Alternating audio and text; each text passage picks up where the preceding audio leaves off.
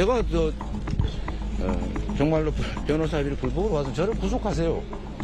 그리고 사실이 아니면 그런 사람들 무고 혐의나 공직선거법 위반을 빨리 처리해서 처벌하십시오.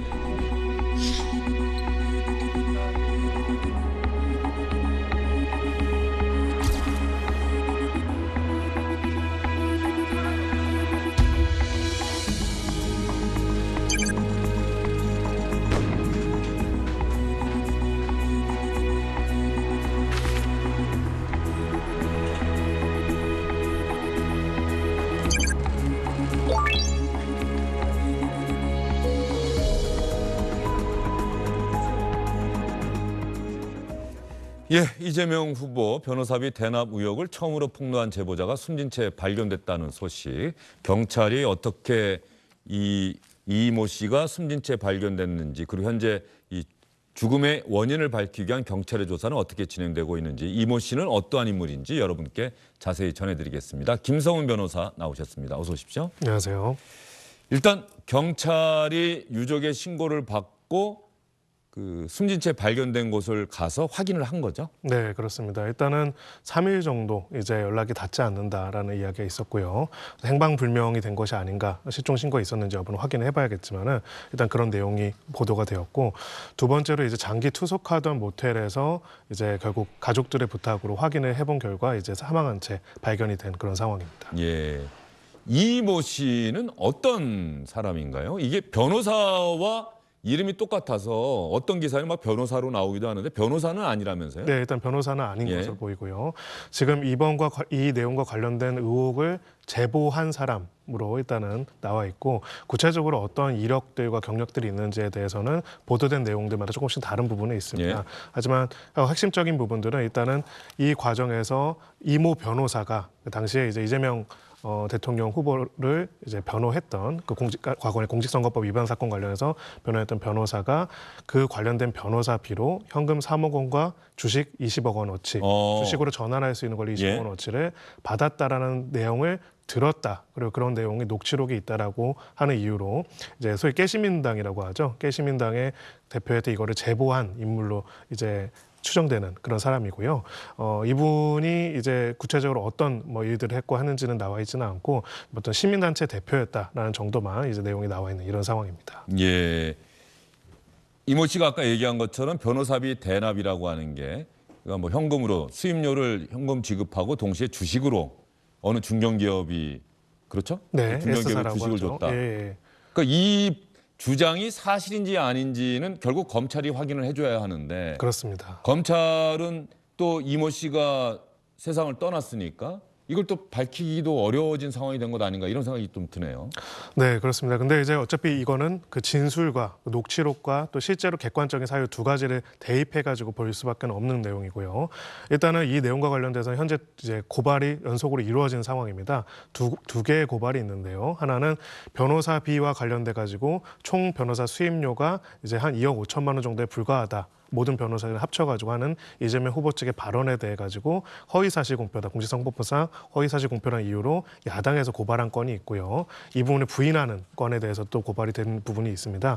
이 내용을 확인하는 과정 결국은 이런 대화가 이루어진 경위와 이 녹취록과 대화가 진실한 것인지에 대한 확인이 첫 번째로 필요하고요.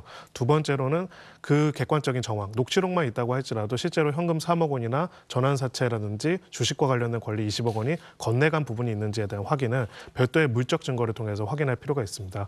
그래서 이게 10월부터 이제 수사가 진행이 됐는데 11월 달에 보면 활발하게 법조윤리협의회나 이런 것들이 압수수색도 진행이 됐었는데 지금 1월이죠. 아직까지 특별히 그 이후로 진행된 부분은 확인되고 있지는 않습니다. 그리고 그런 상황에서 어찌 보면은 중요한 참고인 중에 한 명이 사망한 그런 상황이라고 볼 수가 있죠. 조금 전에 나온 기사 보니까 검찰이 이모 씨의 사망과 관련해서 특별한 입장 없다. 그런데 봤더니 고발하고 수사에 착수한 이후에 이모 씨를 참고인 자격으로 한 차례 조사했다. 그다음에 별다른 조사를 안 한 셈이에요. 그렇습니다. 그리고 지금 이야기에 따르면은 이분과 관련해서 민주당 쪽에서는 이제 허위 사실로 유포를 했다라는 이유로 등거를 해가지고 이 제보자 오늘 사망한 고인을 또 형사 고소한 것으로 보입니다. 그러니까 그 사건에 있어서는 이제 피의자 민주당 선대가 이렇게 밝혔죠. 그렇죠. 예. 피고소인으로서 조사를 받고 있었던 것이죠. 그러면은 사실은 입장을 밝힐 게 없다라는 표현을 쓸 수도 있는데 어찌 보면은 또 그 사건에 있어서는 사건의 당사자이기도 합니다. 근데 적어도 이 부분에 있어가지고는 분명한 건 이 사건이 가지고 있는 여러 가지 중요성, 뭐 그 혐의 사실이 맞을 수도 있고 아닐 수도 있겠지만은 거기에 비해서는 11월 달에 빠르게 조사가 진행되는 것처럼 압수수색이라든지 물적 증거 확보가 나서다가 어느 순간부터는 사실은 더 이상 진행되지 않은 부분은 맞는 것 같습니다. 예. 그럴 경우에 이렇게 그런 의혹을 처음으로 폭로한 사람이 조사가 이쪽 방향이든 저쪽 방향이든 진행되지 않으면은 상당한 심리적 압박을 받게 됩니까? 어떻습니까? 당연히 그렇습니다. 통상적으로 어떻습니까? 예, 기본적으로 이제 어떤 큰 거대한 이제 정치적인 권력과 관련되어 있는 인물들과 관련된 내용들을 폭로를 하거나 그 폭로가 사실이든 진실이든 허위든 간에요. 그 내용에 대한 수사 과정이 진행되는 과정에 있어서 사건과 관련된 참고인들, 피고발인 또 고소인들 여러 사람들은 굉장히 큰 심리적인 압박과 두려움을 느끼게 됩니다. 당연히 그렇겠죠. 그래서 그런 과정에 있어가지고 지금 뭐 이런 사태들이 연관성이 있는지 여부를 떠나가지고 계속 발생을 하고 있는데 이 과정에 있어가지고 빠른 속도로 수사가 공정하게 진행되고 있다는 신뢰를 못 준다면은 계속적인 큰 압박을 느낄 수밖에 없겠죠. 이 사건과 관련해서도 마찬가지입니다. 결국 그 제보자가 한 제보의 혐의점을 저희가 단정할 수는 없겠지만 네. 분명한 거는 검찰의 수사가 빠르게 진행되는 것처럼 보이다가 어느 시점부터 진행이 되지 않는 부분들이 있었고 그 진행되지 않는 부분들이 무언의 압력과 압박으로 느낄 수 있는 부분도 전 분명히 있다라고 생각을 합니다. 그런 부분들에 있어가지고 제보자나 여러 사람들이 심적인 부담감을 굉장히 크게 느낄 수도 있고요. 다만 이제 이번에 이 사망과 관련돼 가지고는 사망의 원인이나 경과에 네. 대해 아직 전혀 나온 게 없기 때문에 자살인지 타살인지 돌연사인지 이거는 또 경찰이 조사해서 밝혀야 될 그렇죠. 거고요. 어떤 쪽으로든 단정할 필요는 없겠지만은 이 과정에 있어서는 결국 두 가지 모두를 확인해 봐야 한다고 생각을 합니다. 이 사망한 고인의 사망의 전후에 있어 가지고의 어떤 연락들이 있었고 어떤 배경이 있는지 원인은 무엇인지를 볼 필요가 있고요. 두 번째로는 사망한 고인이 사망을 했다 할지라도 이분이 참고인이지 이 의혹과 관련돼 가지고는 수사가 계속되는 게 당연하거든요.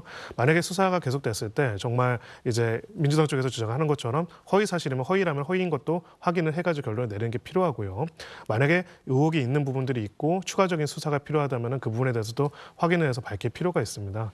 저희가 이제 굉장히 안타깝게 생각하는 게 이렇게 정치적으로 민감할 수 있는 주제에 대한 수사들이 고발하거나 언론에서 의혹을 제기하는 순간은 굉장히 빠르게 진행되는 것처럼 보이다가 네. 어느 순간부터는 마치 이제 대선 전까지는 수사를 안 하는 것처럼 스톱이 되는 맞아요. 부분들이 예, 있거든요. 그렇게 보일 수밖에 없어요. 네. 예. 사실은 검찰이 밝혀야 하는 것들의 목표는 이러한 정치적인 고려가 없이 심지어는 어떤 정무적인 고려가 없이 바로바로 결론을 내고 그 누구의 압력도 받지 않고 어떤 당사자들도 불편분당하게 대할 것이라는 신뢰를 만들어주는 것이 원래 검찰개혁의 목표였고요.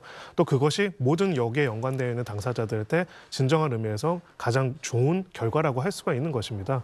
근데 이 부분과 관련돼서도 계속적으로 수사가 이루어지지 않은 부분들이 있고 이 내용이 이번 사망 사건으로 인해 가지고 또 다시 수사가 오히려 더 더뎌지는 것이 아닐까라는 우려도 있습니다. 하지만 중요한 참고인이 사망을 하더라도 관련된 객관적인 물적 증거들에 대한 확인과 조사가 가능하다면은 그 부분에 대해서는 또 빠르게 엄정하게 수사를 해가지고 실체적 진실에 대한 내용을 밝혀야 하는 거고요. 실체적 진실에 대한 내용을 밝히는 과정을 더디게 하거나 무디게 하게 된다면은 나중에 수개월 후에 결과를 내놓다 할지라도 그 결과들을 우리 사회가 잘 받아들이지를 못하는 것이죠. 그러면 우리 국민이 위임한 권력에 따라서 수사를 한 기관이 내는 결과를 가지고 다시 한번 사회가 갈등을 빚게 되는 어떻게 보면 가장 비극적인 결과가 야기되는 것이 아닌가라는 생각이 듭니다. 예. 지금 말씀은 이모 씨가 숨졌지만 그럼에도 불구하고 이모 씨가 주장한 변호사비 대납 의혹 또 민주당이 주장하고 있는 이 씨가 제출한 녹취록이 조작된 것이다. 녹취 조작 의혹의 당사자다. 이 두 개의 사안을 검찰이 다 수사해서 검찰이 파악하는 뭐 일종의 법적인 사실관계 네. 그거를 국민들 앞에 공개는 해야 된다. 할 수 있다. 그렇습니다. 예. 예. 검찰은 어느 당의 검찰도 아닙니다. 국민의 검찰이라고 하죠. 그리고 국민들은 지금도 그 대선 때까지 세금을 안 내는 거 아니지 않습니까? 그렇죠. 예, 계속 국민이 국가를 위해서 할 역할들을 하고 있다면 검찰도 국민들을 위한 역할들을 해야 하고요.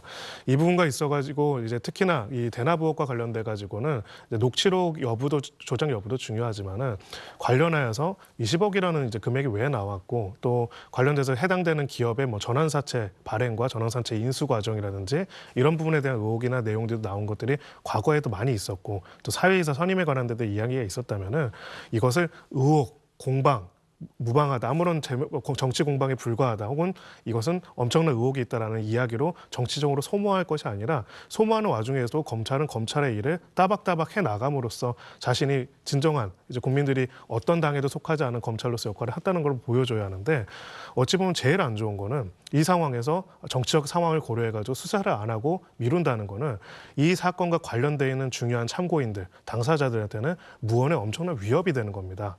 우리가 만약에 형사적으로 문제가 있다고 생각하거나 비리가 있다고 생각했을 때 어디를 달려가서 호소를 할 수 있겠습니까? 검찰, 경찰에 달려갈 수밖에 그렇죠. 없겠죠. 왜냐하면 검찰, 경찰은 특정 정당이나 특정 정치인이 아니라 모든 국민들을 위한 국가적인 공적 기관으로서 그 역할을 할 것이라는 기대를 하기 때문인데 그 기관이 그런 부분에 있어서 정치적 고려 때문에 그의 역할이 늦추게 된다면은 그럼 더 이상 마지막으로 신뢰할 곳이 없어지게 되는 겁니다. 그 자체가 엄청난 위협이 될 수가 있는 것이죠.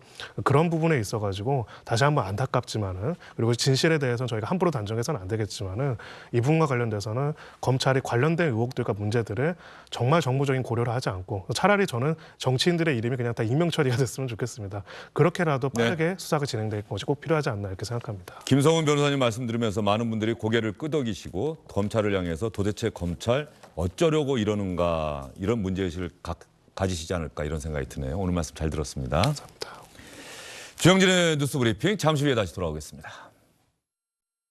주영진의 뉴스 브리핑 오늘도 대선과 관련한 이야기 길게 자세하게 여러분께 전해드렸습니다. 듣기 싫다, 보기 싫다고 눈 막고 귀 막으시는 분들도 있으실 텐데요. 그럼에도 불구하고 대한민국의 미래를 책임질 대통령을 뽑는 선거인 만큼 눈 크게 뜨시고 귀 크게 열고 뉴스가 또 각종 기사들이 전하는 사실관계를 잘 파악하셔서 최선의 선택을 하시기를 기대하겠습니다. 주영진의 뉴스 브리핑 오늘은 여기서 인사드립니다. 고맙습니다.